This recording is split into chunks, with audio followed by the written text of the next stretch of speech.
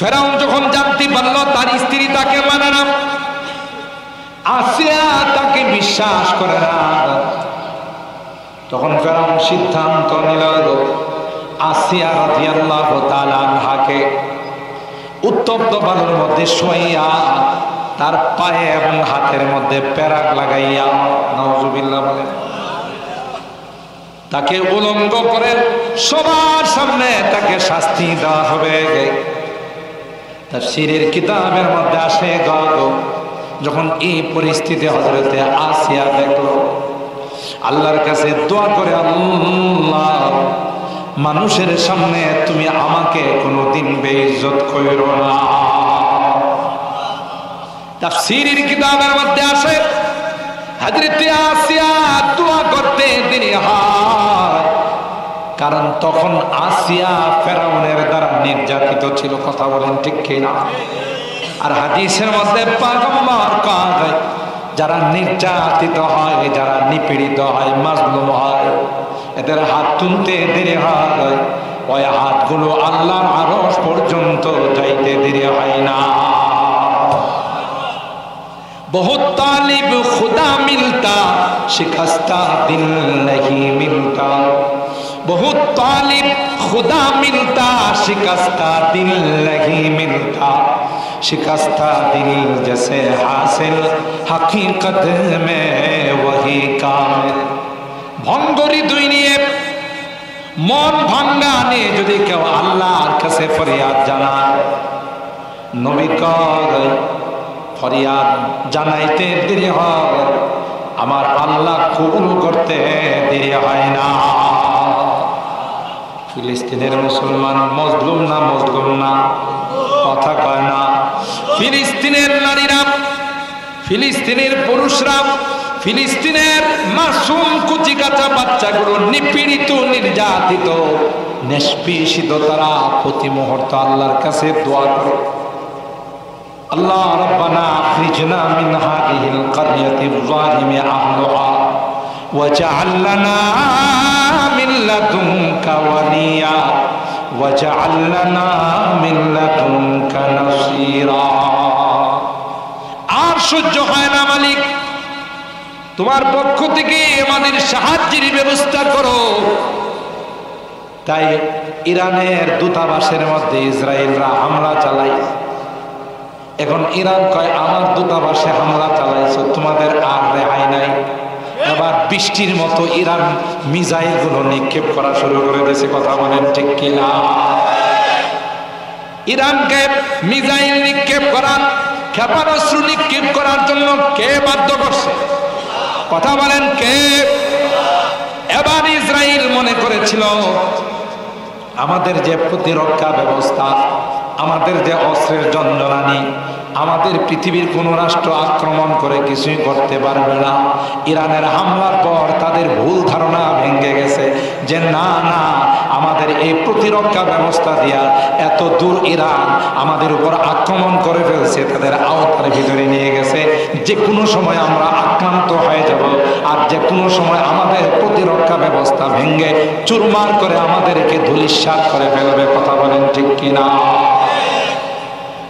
এ মুসলমান, আল্লাহ পাক সময় দেন, সুযোগ দেন, আল্লাহ পাক সুতা ছেড়ে দেন, আল্লাহ পাক কাউকে কোনোদিন একবারে ছেড়ে দেন না। কথা কয় না? ফেরাউনকে আল্লাহ সুযোগ দিয়েছেন, কারুনকেও সুযোগ দিয়েছেন, হামানকেও সুযোগ দিয়েছেন, আবু জাহেলকেও সুযোগ দিয়েছেন। যারা সুযোগ গ্রহণ করে না, আল্লাহ পাক বলেন আমি ছাড় দিই, কাউকে কোনোদিন ছেড়ে দেই না। ঠিক না বে ঠিক? অবশ্যই অবশ্যই। হাদিস বলে, কোরআন বলে, একটা সময় আসতেছে, আজকে যে ইসরায়েলের শয়তানগুলো বিশ্বের মুসলমানদেরকে পেরেশান করে রাখছে, একটা সময় আসতেছে ইনশাআল্লাহ ইমামে মাহদির নেতৃত্বে মুসলমান সৈনিকেরা এমন ভাবে ইসরায়েলের শয়তানদেরকে তছনছ করে ফেলবে, বৃক্ষের নিচে গাছের পিছনে যদি কেউ আশ্রয় নেয়, ওই গাছটার জুবান আল্লাহ খুলে দিবে, সেও বলবে যে আমার পিছনে ইহুদির বাচ্চা লুকিয়ে আছে, তাকে হত্যা। না ঠিক? তাহলে এক সময় আল্লাহ ধরবেন। এখন আল্লাহ সুযোগ দিচ্ছেন, সানাস্তাদরিজুহুম মিন হাইসু লা ইয়ালামুন ওয়া উমলি লাহুম ইন্না কাইদি মাতিন। আল্লাহ বলেন যেদিন ধরবো আমি আর ছাড়বো না, যতই কেউ মেও করো মুক্তি পাবে না। যেমন ফেরাউন রব দাবি করছে, যখন সাগরে ডুবা শুরু করছে তখন কি কম তওবা করছে? ফেরাউন কম তওবা করছে? আল্লাহরে বলে ওয়া আনা মিনাল মুসলিমিন আমানতু বিল্লাহিল্লাযী আমানাত বিহি বানু ইসরাঈল। বনি ইসরাঈল যে আল্লাহকে বিশ্বাস করছে আমিও সে আল্লাহকে বিশ্বাস করে নিলাম, আমি একজন পাক্কা মুসলমান। আল্লাহ কয় মেয়াদ শেষ। কথা কয় না? তোমার সময় পার হয়ে গেছে, এখন আমি ধরছি। কারণের মতো এত বড় সম্পদশালী কোটিপতি, আল্লাহর রাস্তায় দান করার জন্য মাদ্রাসার হুজুরা যায় বলছেন, মাদ্রাসায় অনেক এতিম ছাত্র আছে, গরিব ছাত্র আছে। ভাই আল্লাহ তো আপনার অনেক টাকা পয়সা দিয়েছে, কিছু টাকা পয়সা এতিম ছাত্রদেরকে দেন। মেয়ে আপনারা ওয়াজ করেন, আল্লাহ দিল কোন দিক দিয়ে? আমি ব্যবসা বাণিজ্য কইরা কাম কাজ কইরা টাকা অর্জন করছি, আমি শিল্পপতি হয়েছি, আল্লাহ আবার দিছে কবে? আর আসতে নজরুল্লাহ। তাহলে আল্লাহ দেওয়া সম্পদকে স্বীকার করছে না অস্বীকার করছে? আল্লাহ কয় তাহলে তোরে খেলা দেখাইতে তুই কামাইছ। আচ্ছা, এরপরে আল্লাহ জমিন রেখেছে ধর। সুবহানাল্লাহ। ফাখাসাফনা বিহি ওয়া বিদারিহিল আরদ। আল্লাহ পাক জমিনকে অর্ডার দিতে দেরি হয়, আর এই জমিন কারণ এবং কারণের সম্পদ সহ তাকে গ্রাস করতে দেরি হয় না। কথা বলেন ঠিক না বেঠিক? কেন? আল্লাহর দেওয়া নিয়ামতকে অস্বীকার করছে। সবাইকে আল্লাহ পাক বলেন সময় দি, সুযোগ দি, কিন্তু একবারে ছেড়ে। এটা আল্লাহর বিধান। আপনারা আমরা বেঁচে থাকলে দেখবো আমাদের জীবদ্দশায় এমন শিক্ষা আল্লাহ দিবে, ইসহায়ানার বাচ্চাদেরকে, ইহুদি বাচ্চাদেরকে, ইসরায়েলের শয়তানদেরকে, যা গোটা পৃথিবীর মধ্যে ইতিহাস হয়ে থাকে। কথা বলেন ঠিক না বেঠিক? যেমন একসঙ্গে 13টা বছর আল্লাহ নবী মক্কার জমিনে কত কষ্ট সহ্য করছে। রাস্তা দিয়ে নামাজ পড়তে যায়, ওখানে কাটা দেয়া রাখে। আবু লাহাবের স্ত্রী উম্মে জামিল বড় বড় মাদার কাটা আছে না, মাদার কাটা ফুটতে রাখে, যে মোহাম্মদে গেলে যেন এটা কাটাটা যায় ভিতরে ঢুকে, আর মোহাম্মদ যেন এই কাটা ব্যথায় যেন মারা যায়। আল্লাহ নবী হারাম শরীফের মধ্যে খানায়ে কাবার সামনে আল্লাহরে সেজদা দিছে। আবু জাহেল, আবু লাহাব, উতবা, সাইবা, উকবা ইবনে আবি মুআইদ, এই শয়তানগুলো একসাথে হয়া একটারে কয় কে আছো, এটা সুযোগ। মোহাম্মদের যখন সিজদায় যাইব, উটের বুড়ি নিয়ে আইসা তার মাথার উপরে ফেলাই দিও। এই বুড়ির থেকে মাথা উঠাইতে পারবো না, শ্বাস বন্ধ হইয়া মোহাম্মদ মারা যাবে। উকবা ইবনে আবি মুআইদ এই দুষ্ট শয়তান হ্যাঁ করছি কি, এই কাজ আমি পারবো। নাউজুবিল্লাহ। আল্লাহ বুখারী শরীফ। আল্লাহর পয়গম্বর সিজদায় গেলেন,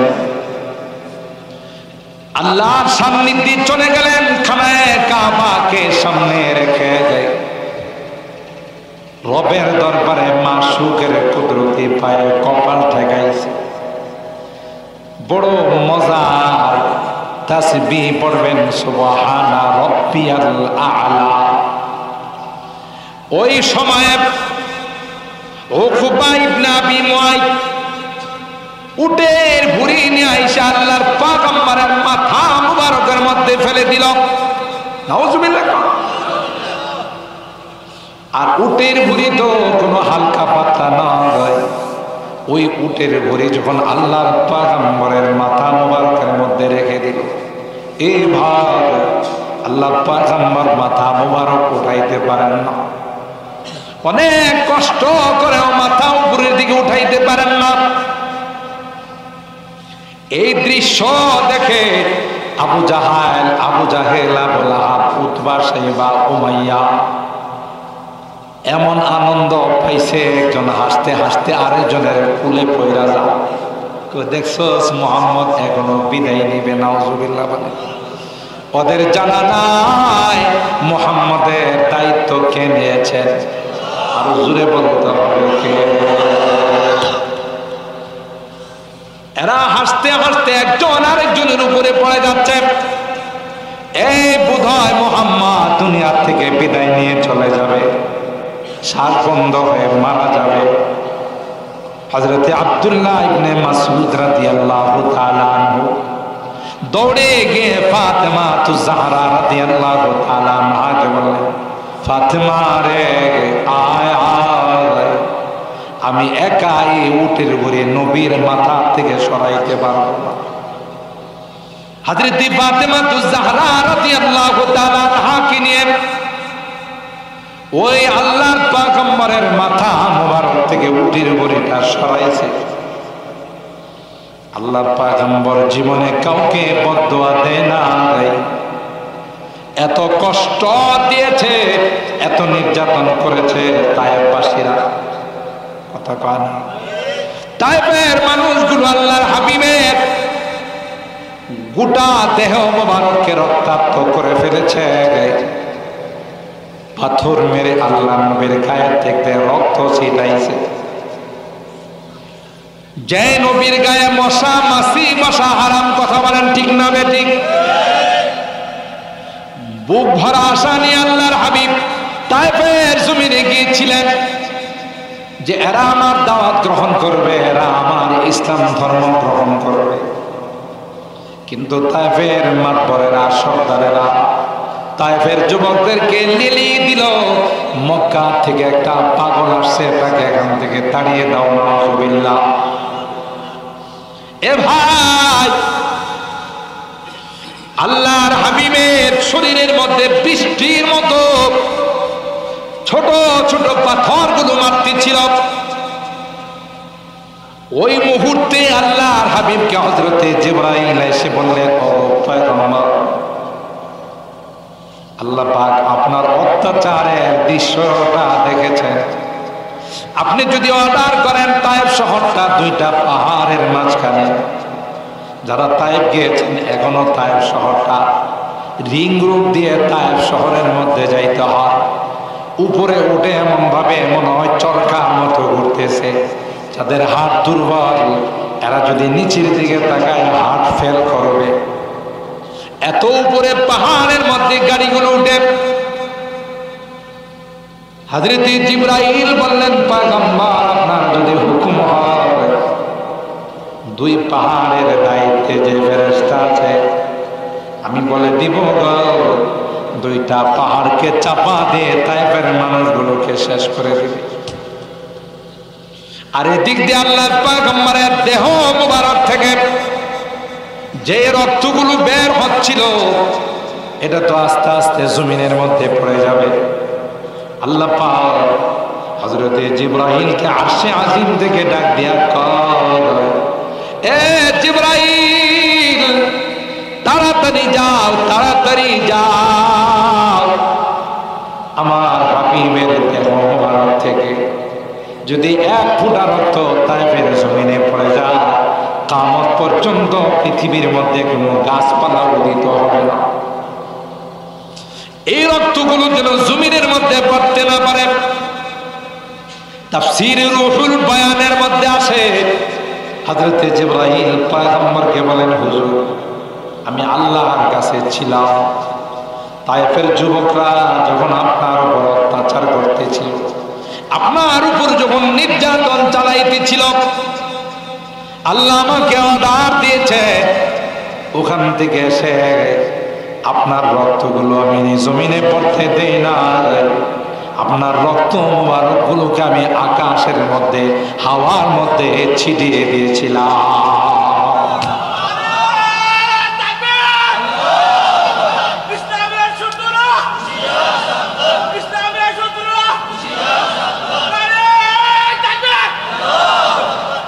হযরত জিবরাইল বললেন, পয়গম্বর বদমাশগুলো আপনার উপর আক্রমণ করেছে, অর্ডার দিন, আমি হুকুম দিলে মুহূর্তের মধ্যে দুই পাহাড়কে চাপা দিয়ে তাদেরকে মুহূর্তের মধ্যে শেষ করে দিল। হযরতে রাসূল আকরাম সাল্লাল্লাহু আলাইহি ওয়াসাল্লাম চোখের পানিগুলো ছেড়ে দিয়া কর, এ ভাই জিবরাইল, আজকে যদি আমি বদদুয়া করি রে সবগুলো ধ্বংস হয়ে যাবে, তাইলে আমার দাওয়াতকে গ্রহণ করবে? আমার আল্লাহরে বলে দাও, আল্লাহুম্মা হদি কওমি ফাইন্নাহুম লা ইয়ালামুন। আল্লাহ, এরা আমাকে চিনে নাই, এরা আমাকে বুঝে নাই, মাফ করে দাও, মাফ করে দাও, মাফ করে দাও। আজকে এরা যদিও আমাকে চিনে না, এদের বংশধর আমার ঈমান গ্রহণ করো। জোরে সুবহানাল্লাহ। এ ভাই, না গেলে বিশ্বাস করা যায় না, নিজের চোখে দেখে আসছে আমি, আমার অনেক বয়ানে অবস্থা। এখানে ক্ষান্ত হয় না, সর্দার গুলো যুবকদেরকে বলল, মুহাম্মদ যেখানে দাঁড়িয়ে দোয়া করতেছে পিছনের খবর তো মুহাম্মাদের নাই, পাহাড়ের উপর থেকে বড় একটা পাথর ফেলাই দাও, এই পাথরটা আইসা মুহাম্মদকে মাটির সঙ্গে মিশাই দিবে। আল্লাহর হাবিব আল্লাহর কাছে দোয়া করতেছে, আল্লাহুম্মা হদি কওমি ফাইন্নাকুম লা ইয়ালামুন। আল্লাহ মাফ করে দাও, মাফ করে দাও আল্লাহ, তাদেরকে তুমি ধ্বংস করো না। এদিক দিয়ে এরা ষড়যন্ত্র করছে, বড় পাথরটা ফেলে দিয়ে মুহাম্মদকে মেরে ফেলবে। ওদের জানা না পৃথিবীর সব কিছু কার গোলাম। পাথরও কার কথা শুনে, যেমন বৃষ্টি কার কথা শুনছে। বৃষ্টি যে প্রস্তুতি নিয়ে আইছিল, কথা কোন ঠিক কি, হুদা বৃষ্টি আইছিল না, বাতাস আইছিল। দেখি এরা কোন প্যান্ডেলের মধ্যে পয়সা আওয়াজ শুনে যে আমরা আল্লাহরে ফোন করে দিলাম, কথা পায় না। কারে ফোন করছি আমরা? আল্লাহরে ফোন করে বলে দিলাম, আল্লাহ তো বাতাস বজ্রপাত আকাশের চমকানো সব লয়ে আইছে, কথা বলেন ঠিক কিনা? আল্লাহ কয়ে সব মুহূর্তের মধ্যে চমকানো না, কথা বলেন ঠিক কিনা? কার কাছে কইতে হইব? না ওই বেড়ার মতো বৈশাখ আইলে বেড়ার ঘর ভাঙ্গা ফেলা, তো বেড়া যে নতুন নতুন ঘর বান্ধে বেড়ার ঘর ভাঙ্গা ফেলা, তো কয়া টিয়া পয়সা জমায়া সিমেন্টের পিলার, রড দিয়া, পিলার দিয়া পিঠ পাকা করে মজবুত করে বানানো দি বৈশাখের বাপের ক্ষমতা আছে, মজবুত করে বানায়া কোনাকুনি দাঁড়ায়, উত্তর কোনাকুনি দাঁড়ায়, বেড়া হইলে আইস কারে কম বৈশাখরে কম ঝড় তুফান দিয়ে আমার ঘর ভাঙবে। ওদিন তো নরম পাইছি রে, টিনের ঘর আসছিল, আর বাঁশের বালা আছে, সিমেন্টের বালা রড দিয়ে দিছি, বেড়া হইলে আইস, কথা কয় না। আর এই কথা শুনি না, এই বৈশাখ রওনা দিছে, কথা কয় না। কারণ আমরা তো বৈশাখের পয়লা বৈশাখে ডাকি না, এসো হে বৈশাখ, বৈশাখ করে রেডি থাকা নাইতেছি, কথা কন ঠিক না? কালো মেঘ আয়সা প্রথম ধাক্কাটাই দিছে হের ঘরে, কথা কয় না। ঝড় তুফান আয়সা ধাক্কা দিয়ে প্রথমে ঘরটা ফালাই দিছে। এখন হে যান বাঁচানোর জন্য চোখের নিচে যায় লুকাইছে, কার নিচে? চোখের নিচে যায় লুকাইছে, যে সর্বনাশ। এখন যখন আকাশ খারাপ থাকে, ঝড় তুফান হয়, তখন কিন্তু আকাশ চমকাই বেশি, কথা কয় না। বজ্রপাত বেশি হয় আর বিশাল বিশাল চমক। যখন আকাশ বারবারই চমকাইতেছে, হে চোখের নিচে থেকে আর বরে ঘরটা তো ফালাইছে, এখন লাইট টিপ দিয়ে দেয়, আমি করব, কথা কয় না। ঘরটা তো ফালাইছে, লাইট টিপ দিয়ে দেখে আমি কই, আমি যদি চোখের নিচে না লুকাইতাম তাহলে আমার আজকে 12টা বাজায় আর আধা ঘন্টা বেশি বাজাইত, কথা কয় না। যেভাবে প্রস্তুতি নিয়ে আইছিল, প্যান্ডেল প্যান্ডেল সব ওরাই দিত, কিন্তু আমরা যেহেতু আল্লাহরে কইছি আল্লাহুম্মা হাওয়ালাইনা ওয়ালা আলাইনা, আল্লাহ আমাদের কোনো ক্ষমতা নাই, আমরা অসহায়। এই যুবকরা এত সুন্দর একটা প্যান্ডেল করছে, সবার আশা যে এখানে আমরা একটু বয়ান শুনবো, আখিরি মোনাজাত করব সবার জন্য। আল্লাহ তোমার কাছে সুপর্দ করলাম, বৃষ্টির একটু তুমি অর্ডার দিয়ে দাও যেন চলে যায়। আল্লাহ কয় এইভাবেই তোরা আমার উপর আস্থা নিয়ে কইছো। সাথে সাথে মিকাইল আলাইহিস সালামরে কয় এই দিক থেকে ফিরাই দেন। সুবহানাল্লাহ। আপনি খবর নিয়ে দেখেন কোথাও না কোথাও হইতেছে। কথা বলেন ঠিক না বেঠিক? তাহলে পাথরও কার গোলাম? আল্লাহ পাক এই বিশাল পাথর যখন নিচের দিকে গড়ায়া গড়ায়া আসতেছিল, ও ভাই রাআইতু বিআইনাইয়া কি আসলাম।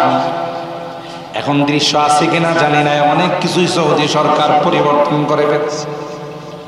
ছোট্ট আঙ্গুলের মতো চিকন পাথর, একটা পাথরকে আল্লাহ সুজা বড় পাথরের পেটের ভিতরে ঢুকাইয়া কাগায় এই পাথরটা যেন আর 1 ইঞ্চিও নিচের দিকে না যায়। দৃশ্য দেখলে অবাক হয়ে যাবে যে পাথর আল্লাহর কথা শুনে ওই চিকন পাথরটা, আঙ্গুলের মতো পাথরটা সুজা ওই বিশাল আকৃতির পাথরের পেটের ভিতরে ঢুকে ওই জায়গাতে পাথরটা, বড় পাথরটাকে আটকাই দিল। কার পাঠাবে? কার হুকুমে? আল্লাহ। ঠিক না বে ঠিক? এই দিক দিয়ে এই ষড়যন্ত্র করছে আল্লাহর নবীকে হত্যা করার জন্য, এই দিক দিয়ে রক্ত প্রবাহিত করছে। তারপরও কি আল্লাহ নবী বদদুয়া দিছে? আমরা যদি এরকমের বিপদে পড়ি আর জিবরাইল যদি এসে কই হুজুর একটু অনুমতি দেন, হ্যাঁ, মাথায় হাত দিয়ে বলতাম যে আল্লাহ তোমার মাথা ফেরেশতা বসাইছে, নিজেই তো ফেরেশতা, আরেকটা ফেরেশতা বসাইছে, এই বিপদের সময় তোমার পাওয়া সব দিনই শেষ করে দেয়। আবার জিগানটা কথা বলেন ঠিক কিনা? কিন্তু আল্লাহ নবী রাহমাতুল লিল আলামিন, সুবহানাল্লাহ, সাইয়্যিদুল কাউনাইনি ওয়া সাকালাইন, গোটা বিশ্বের জন্য তিনি রহমান। আল্লাহ নবী বলেন না, আল্লাহ এদেরকে আপনি ধ্বংস করে দিয়েন না, এদেরকে মাফ করে দেন, এদের বংশধর থেকে যারা আসবে এরা আমার ইসলাম। তাহলে বদদুয়া দেন নাই, কিন্তু ওই মনে আছে তো কাবা শরীফের সামনের ঘটনা, তারা যখন হাসতে শুরু করল, একজনের উপর আরেকজন হাসতে হাসতে পড়ে যাচ্ছে, পয়গম্বর মাথা উঠাইয়া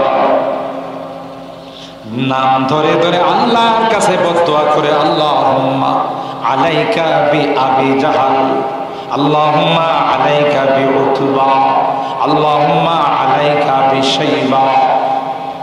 নাম ধরে ধরে আল্লাহর পয়গম্বর কয় আল্লাহ কপাল এদের খারাপ, বহু চেষ্টা করছি এরা দাওয়াত গ্রহণ করে নাই, উল্টা আমাকে মারার জন্য ষড়যন্ত্র করে। আল্লাহ আবু জাহেলের দায়িত্ব তোমার উপর ছেড়ে দিলাম, আবু লাহাবের দায়িত্ব তোমার উপর ছেড়ে দিলাম, উকবা ইবনে আবি মুআইতের দায়িত্ব তোমার উপর ছেড়ে দিলাম। নাম ধরে ধরে যখন পয়গম্বর বদদুয়া শুরু করলেন, এখন আর কাহারও চেহারার মধ্যে হাসি না, চেহারাগুলো মলিন হয়ে গেছে। যদিও বেঈমান কাফের, এদের জানা ছিল কাবার সামনে যে জায়গাতে যে কোনো কেউ দোয়া করতে দেরি হয়, ওই দোয়া আল্লাহর আরশ পর্যন্ত যাইতে দেরি হয় না।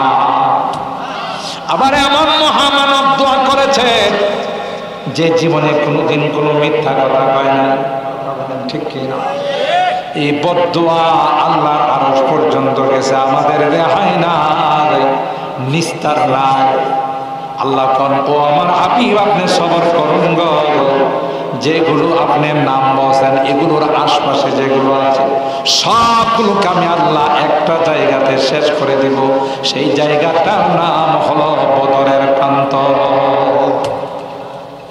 সবগুলো গেছে বদরে, আর আল্লাহ ধরে ধরে সবগুলোরে বদরের মধ্যে শেষ করছে। ঠিক কিনা? তাহলে কি বাঁচতে পারছে? পৃথিবীর কোন বাহাদুররা, কোন জালেম, কোন শয়তান, কোন নাফরমান বাঁচতে পারে নাই। বর্তমান ইহুদির বাচ্চা, ইসরায়েলের বাচ্চা, ইহুদিরাও বাঁচতে পারবে না। কথা বলেন ঠিক না বেঠিক? আল্লাহর গজব দিয়ে কওমে আদ, কওমে সামুদ থেকে তারা শক্তিশালী নয়।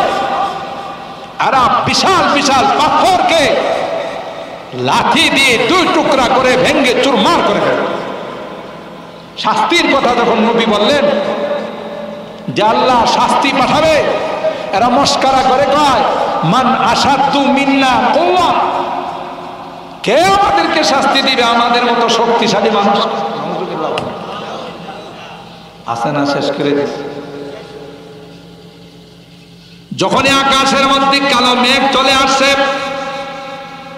নবী বলতেছেন তোমাদের জন্য শাস্তির ফিহা আযাবুন আলীম, এই কালো মেঘ দিয়ে তোমাদেরকে আল্লাহ ধ্বংস করে দিবেন।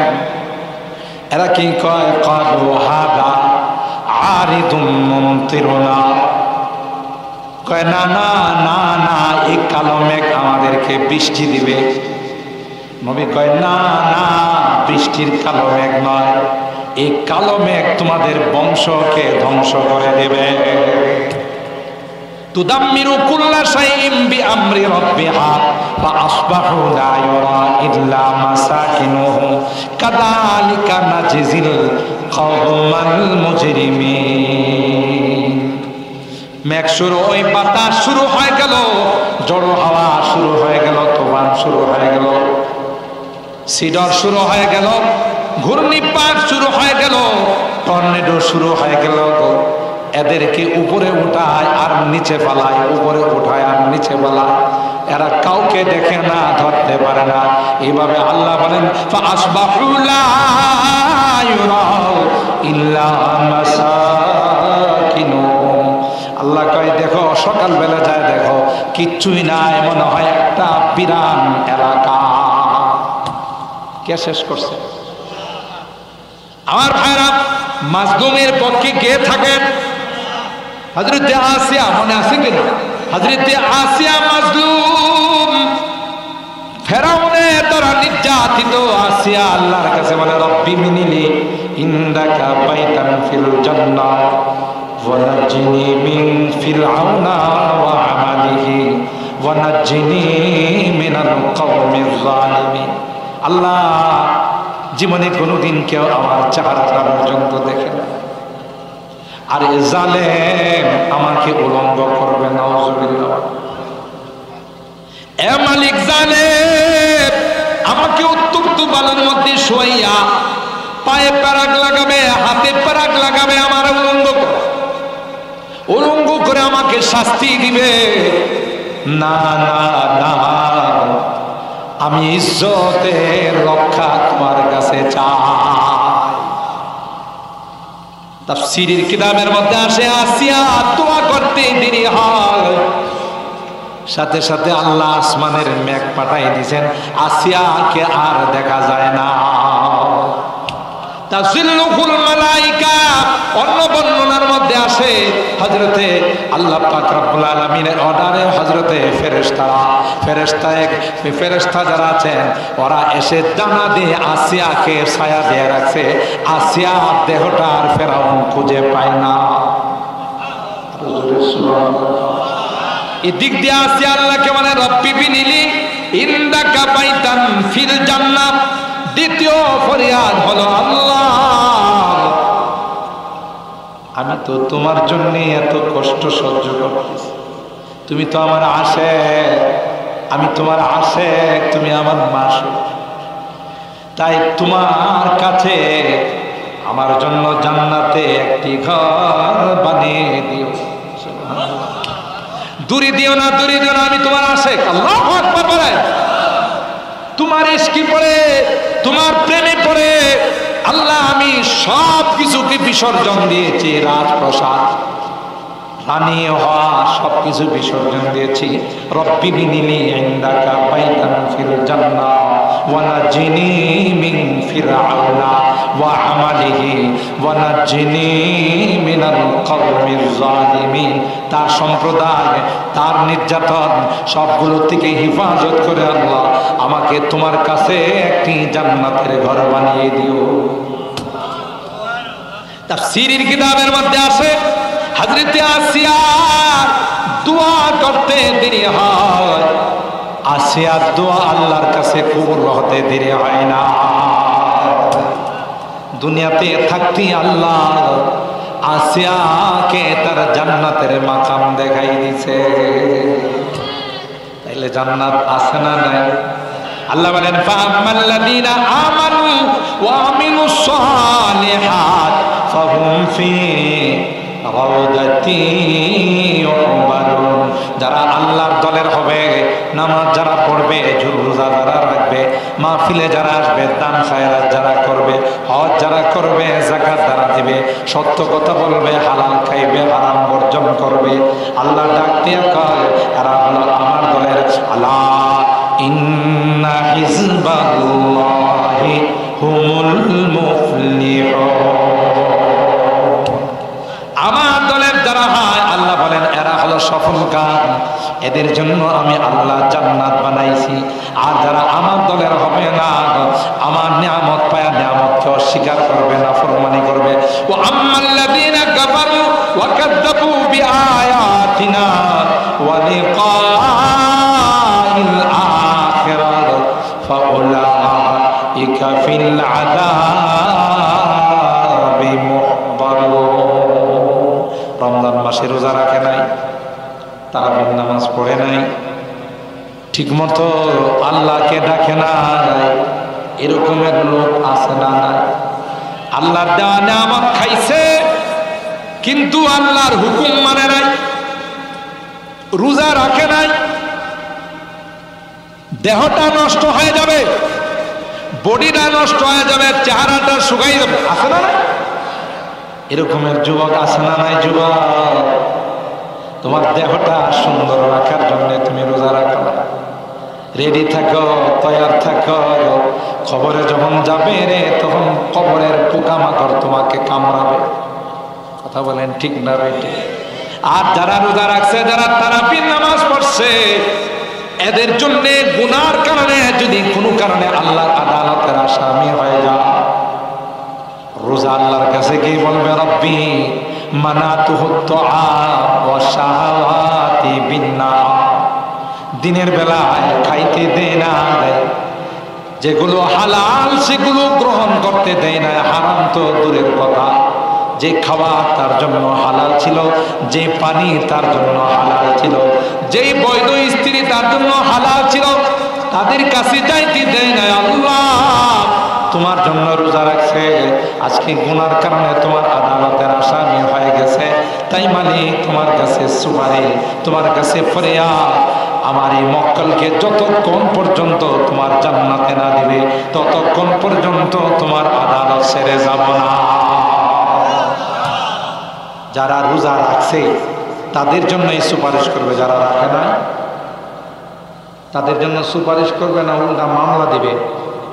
কে আল্লাহ আমার পবিত্রতা হে নষ্ট করছে, বাড়িউরা বাজারে যায় ঢুকিয়া, আইরুল বাজারে যায় ঢুকিয়া, লাল কাপড়ের ভিতরে ঢুকিয়া, কালা কাপড়ের ভিতরে ঢুকিয়া হে পেট পুড়ে খাইছে। এরকমের কিছু অসাধু লোক আছে না? কারণ কি জানেন? কালা কাপড়ের ভিতরে ঢুকলে আল্লাহ দেখে না, কাপড়টা তো কালা, ভিতরে অন্ধকার, এই জন্য আল্লাহ কি করে না? কথা কয় নাকি দেখে? আল্লাহ সব জায়গায় দেখেন। তুই যে শয়তান কাপড়ের ভিতরে ঢুকিয়া পেট পুড়া খাইলে তুই মনে করছস দুনিয়ার কেউ দেখে না, আল্লাহও দেখে না। তোর এমন রোগ আল্লাহ দিব, তোর এই যা খাইছস তা তো বাইরিব, ভিতর থেকে আরো বেরিব। কথা কয় না। আর যে অসাধু ব্যবসায়ী দিনের বেলা রোজার মাসে তার দোকান খোলা রাখে, হোটেল খোলা রাখে, এদের আল্লাহ এমন বিপদ দিব, দোকান বিক্রি করবে, জমিন বিক্রি করবে, ভিটা বাড়ি বিক্রি করে তার চিকিৎসার খরচ জোগাইতে পারবে। কথা কয় না। যারা কোরআনে কারিমের তিলাওয়াত শুনছে রমজান মাসের তারাবির মধ্যে, কি যে কামাইছেন, কি যে লাভ হয়েছে, এই কোরআনে কারিম আল্লাহর কাছে বলবে আল্লাহ রাত্রে বেলায় ঘুমাইতে দেই।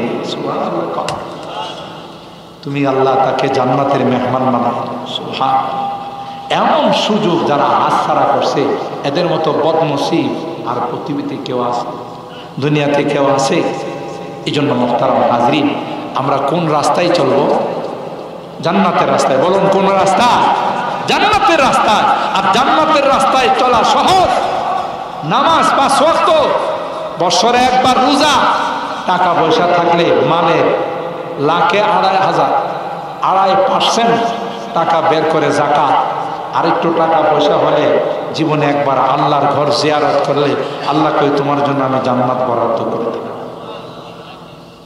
আর যারা নামাজ পড়ে না, রোজা রাখে না, এত বলার পরেও নামাজ রোজা হালাল হারামের ধার ধারে না, পর্দা পশিদার ধার ধারে না, আল্লাহ কই তোমরা শয়তানের দলে, তোমাদের জন্য জাহান্নাম। ঠিক না ভাই? ঠিক। আল্লাহ পাক রব্বুল আলামিন আমাদেরকে আজকে আগের ওলামায়ে কেরাম এবং এখনো যে আলোচনাগুলো শুনলাম এর উপর আমাদের আমল করে জান্নাতের রাস্তায় চলা আর জাহান্নামের রাস্তায় বর্জন করার তৌফিক দান করুন। বলুন আমিন। আর একটু জোরে বলুন আমিন। আজকে আমার এই যুবকরা যারা এই সুন্দর আয়োজন করেছেন, যে সানরাইজ ইসলামী যুব সংগঠন, আমি তাদেরকে মোবারকবাদ জানাই, ধন্যবাদ জানাই, অন্তরের অন্তঃস্থল থেকে তাদের জন্য দোয়া, যে এই সুন্দর আয়োজন করার জন্য আল্লাহ তাআলা আমার এই যুবকদেরকে যতদিন বেঁচে থাকবেন ততদিন এই সুন্দর আয়োজন করার তৌফিক দান করুন। বলুন আমিন। এই যুবকদেরকে আল্লাহ তাআলা নেককার দিনদার যুবক হিসাবে কবুল করেন। আমার এই এলাকার যত মুরব্বীরা আছেন যারা তাদের এই কাজে সহযোগিতা করেছেন, তাদেরকে উৎসাহিত করেছেন, আল্লাহ আমার এই মুরব্বীদেরকে আবু বকরের মতো বানাই দিন। বলুন আমিন। মা বোনরা যারা পর্দার আড়াল থেকে বয়ান শুনছেন, আল্লাহ আমার মা বোনদেরকেও নেককার দিনদার আবেদা জাহেদা সালেহা হিসাবে কবুল করুন। বলুন আমিন। আমাদের এই মাহফিল যে আল্লাহ কবুল করছেন তার প্রমাণ হলো আল্লাহ তাআলা বৃষ্টি মুক্ত করে দিয়েছেন। কথা কয় না? সুতরাং এটা আমরা ধরে নিতে পারি যে আজকের এই যুবকদের প্রচেষ্টা, তাদের আন্তরিকতা, তাদের ইখলাস, আল্লাহ তাআলা এই মাহফিলকে কবুল করে নিয়েছেন। আলহামদুলিল্লাহ। এই জন্য আমরা তাদেরকে সবসময় উৎসাহিত করব, তাদেরকে পরামর্শ দিব, তাদেরকে এই ভালো কাজের দিকে আমরা উদ্বুদ্ধ করব এবং এই এলাকায় যেন এই সংগঠনের কারণে কোথাও যেন কোনো রকমের অনিষ্টমিক কার্যকলাপ হতে না পারে, এরাও স্ট্রংলি অগ্রণী ভূমিকা পালন করবে। আমরা মুরব্বীরাও তাদেরকে সহযোগিতা করব। ঠিক কিনা বলেন? হাত তোলেন, হাত তোলেন, হাত তোলেন। লিল্লাহে তাকবীর, লিল্লাহে তাকবীর। হাত নামান। আল্লাহ আমাদের হাতগুলো কবুল করুন। কোন বাড়িতে গায়ে হলুদ আর গায়ে মরিচের নামে যেন কোনো অশ্লীলতা হতে না পারে। গায়ে হলুদ আর মরিচ লাগায় না? মরিচ তো কেউ লাগায় না। আমি হলুদ যখন লাগাইছে মরিচও লাগা। কথা কয় না? তাহলে মরিচ লাগাইছে, যে নাচানাচি করে নাচটা কমন আরো বাড়বে। আরে বালুজুরি মরিচ যদি লাগাই দে তখন ডেস্কের সামনে যে নাচ শুরু হয়, এ নাচ কি কমবে না বাড়বে? তখন তো জালে জালে নাচবে, পুরো শরীর জ্বলবে, নাচতেই থাকবে। তাহলে গায়ে হলুদ আর মরিচ লাগা। গায়ে হলুদের নামে কত যুবতীর চরিত্র যে নষ্ট হয় এটার হিসাব নাই। কথা বলেন ঠিক কিনা? যেই বিবাহ শাদীতে প্রথম পর্যায়ে অশ্লীল কাজ হয়, যেই বিবাহ শাদীতে গুনার কাজ হয়, এই বিয়ে শাদীর মধ্যে স্বামী স্ত্রীর মাধ্যমে যে সন্তান আসবে নিঃসন্দেহে আব্দুল কাদের জিলানী। কেউ কেউ মাথা লড়া দেন। এই সন্তান কোনোদিন ভালো হবে না। সন্তানের গোড়াতেই তুমি নষ্ট করে দিছো। কথা বলেন ঠিক কিনা? আর এই সন্তান খারাপ হওয়ার পিছনে মা বাবা দায়ী। পরবর্তীতে তুমি এই সন্তানের কাছে, ওই সন্তানের কাছে গিয়ে কান্নাকাটি করো, কা বলো আমার বাদ দে না, ঘর থেকে বাইর করে দিছে, দায়িত্ব তুমি। মনে হয় অনেকের কাছে কথাটা খারাপ লাগা, দায়ী তুমি। কেন? তুমি ইসলামকে ফলো করো নাই, নবীর সুন্নাতকে তুমি ফলো করো নাই। তুমি শয়তানকে রাজি করার জন্য গায়ে হলুদের মধ্যে ডেক বাজাইছে, আর যুবক যুবতীরা সারা রাত নাচানাচি করছে, বিবাহ অনুষ্ঠানের মধ্যে বিভিন্ন রকমের হারাম কাজ করছে। সব কিছু করে তুমি এটাকে সুন্দর একটা জিনিসকে অসুন্দর করে দিচ্ছ। এই বিবাহ শাদীর থেকে কোনোদিন ভালো কিছু আশা করা যায় না। এই জন্য আপনাদেরকে অনুরোধ করে বলুন, মুসলমানের বিবাহ কিভাবে হবে এটা আল্লাহ নবী বলে গেছেন, আযামুন নিকাহি বারাকা আইসারুহু মাউনা। যে বিবাহ শাদীতে খরচ যত কম, ধুমধাম যত কম, বেহুদা খরচ যত কম, ইসরাফ যত কম, যেই বিবাহ মসজিদের মধ্যে হয় আল্লাহ নবী বলেন সেই বিবাহ সবচেয়ে বরকতপূর্ণ হয়। ঠিক না বেটি?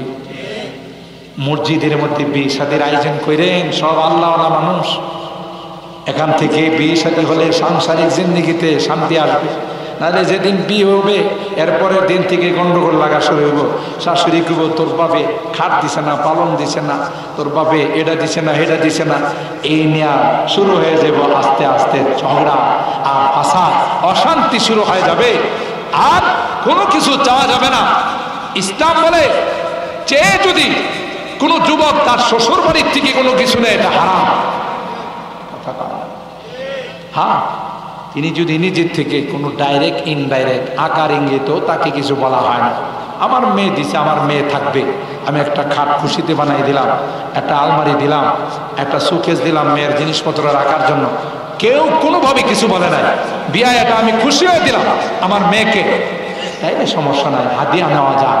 কিন্তু কোনোভাবে যদি এটারে গোড়ায়া গাড়ায়া ঘটক পাখি ভাইয়ের মতো, ঘটক আছে না কিছু পাখি ভাই, না না বিয়া ছেলের বাবা এত নামাজি, এত আল্লাহওয়ালা দিনদার, কিচ্ছু চায় না।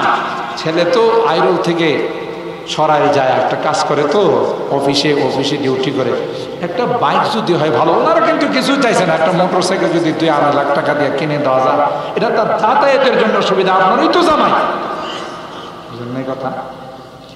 আচ্ছা ঠিক আছে, আমার জামাইরা আমি একটা মোটর সাইকেল দিব। মোটর সাইকেল উদ্ধার করার পর অনেক সময় তো অফিসিয়াল কাজে দেশের বিভিন্ন জায়গাতে যাইতে হয়, বাড়িতে ঠিক মতো আসতে পারে না, বাজার সদাই করতে পারে না। আপনার মেয়ে থাকবো, একটা ফ্রিজ যদি হয় তাহলে খারাপ। কয়টা হয়ে যাবে? ঘটক পাখি ভাই বলে আচ্ছা যাক, ফ্রিজও দিব। ফ্রিজ যেহেতু দিবেন, আপনার মেয়ে কত সুন্দর করে লালন পালন করছেন, ওখানে আছে একটা চৌকি, তাও গুনে ধরে লাইছে, পিছনা বালির সিরা দাও, একটা সেগুন কাঠ দিয়ে যদি খাট বানাই দেন আপনার মেয়ে তো থাকবো। এটাও কি হয় না খারাপ? এই কইতে বেড়ারে বেশি নিয়ে নামাইছে, এটাও যায়। আমাদের ফিকহের কিতাবের মধ্যে আছে আল মারুফ কাল মাশরুত, যেটা প্রসিদ্ধ হয়ে গেছে এটা না বললেও আকার ইঙ্গিতে বললো এটা বলার মতোই। কথা বলেন ঠিক কিনা? কোনো কথা নাই, ক্লিয়ারলি বলে দিছি বিয়াই আপনার কোনো জিনিস চাই না, আমার বাড়িতে যায় দেখেন ফ্রিজ আছে, খাট আছে, আপনার কোনো কিছু চাই না। এরপরে যদি নিজের থেকে প্রত্যেকে তো তার মেয়ের ব্যাপারে একটা সিদ্ধান্ত নিয়ে রাখা, আমার মেয়েকে খুশি আমি এটা দেবো, তাহলে এটা না জায়েজ নাই। কিন্তু কোনোভাবেই আকার ইঙ্গিতে কিছু নেওয়া, কথা বলেন ঠিক না বে ঠিক? তাই আমি এই সোসাইটির সানরাইজ এই সংগঠনের যুবকদেরকে বলবো, বিবাহ শাদীর মধ্যে যেন কোনো গান বাজনা, ঢোল তবলা, গায়ে হলুদের নামে যেন কোনো অশ্লীলতা হতে না পারে। মুরব্বীদেরকে নিয়ে তোমরা পরামর্শ করে এগুলোকে প্রতিহত করবে। এই আয়োজনটা পুরা সরাইলের জন্য, পুরা ব্রাহ্মণবাড়িয়ার জন্য একটা আদর্শ মডেল হয়ে যাবে। পারবো না ইনশাআল্লাহ? বরকত হবে, এলাকার ছেলেবেলেগুলো ভালো হবে, এরা মা বাবার খেদমত করবে, সংসারে শান্তি আনবে। আমি আমার এই যুবকদেরকে বিনয়ের সাথে অনুরোধ করে যাব, কোথাও যেন কোনো রকমের ইসলাম বিরোধী কিছু হতে না পারে, কোরআন বিরোধী কিছু হতে না পারে, শরীয়ত বিরোধী কিছু হতে না পারে। মুরব্বীদেরকে নিয়ে পরামর্শ করে সুন্দরভাবে, ঝগড়া ফাসাদ নয়, মারামারি নয়, কথা বলেন ঠিক না বে ঠিক? কারোর সাথে গালিগালাজ নয়, সুন্দর করে তার হাতে পায়ে ধরে বুঝাইয়া, দেখেন আমরা একটা মুরব্বীদেরকে নিয়ে একটা পরামর্শ করছি। বহু এলাকা আমি মাহফিল করতে যাই, কিছুদিন পূর্বে রমজানের আগে আমি গেছি নরসিংদী মনোহরদী এলাকায়। এরা বললেন হুজুর আমাদের এই গোটা ইউনিয়নের মধ্যে চেয়ারম্যান সাহেব বলছে বিবাহ শাদীর মধ্যে কোনো গান বাজনা ঢোল তবলা হবে না। সুবহানাল্লাহ। কই গোটা ইউনিয়নের মধ্যে কোথাও হয় না। আপনি হরিপুর সিলেট, হরিপুরের শায়েখ ছিলেন, শায়েখ থাকা অবস্থায় গোটা এলাকার মধ্যে কোনো দোকানে কোনো টিভি, কোনো রকমের কোনো গান, কোনো রকমের কিছু থাকবে না, এই আইন করে গেছেন। এখনো এই গোটা মার্কেটটার মধ্যে একটা টিভি আপনি খুঁজে পাবেন।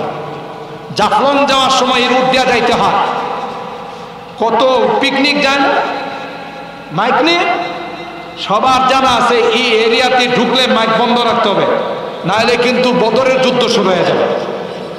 এই জন্য কোথাও যারা এই জাফলঙ্গে টুরে যায়, এই হরিপুর বাজারে গিয়ে কেউ মাইক বাজাইতে পারে, সুবহানাল্লাহ, এতে লাভবান, এলাকার মানুষও লাভবান।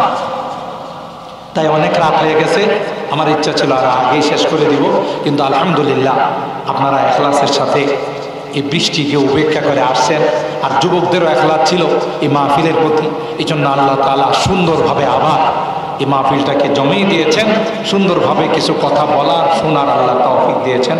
আমি তাদের কাছে এই অনুরোধটুকুন রেখে যাব, উলামায়ে কেরামদের সাথে পরামর্শ করে হেকমতের সাথে সুন্দরভাবে গোটা এলাকাতে যেন কোনো রকমের কোনো অনিসলামিক কার্যকলাপ না হয়, শরীয়ত বিরোধী কিছু না হয়, সেই ভূমিকা আমার যুবকরা রাখবে, এই আশাবাদ ব্যক্ত করি আমার বয়ান এখানে আমি ইতি টানলাম। আল্লাহ আমাদের সকলকে মোনাজাত করে যাওয়ার এবং শেষ পর্যন্ত বসে আখিরি মোনাজাতে অংশগ্রহণ করে যাওয়ার তৌফিক দান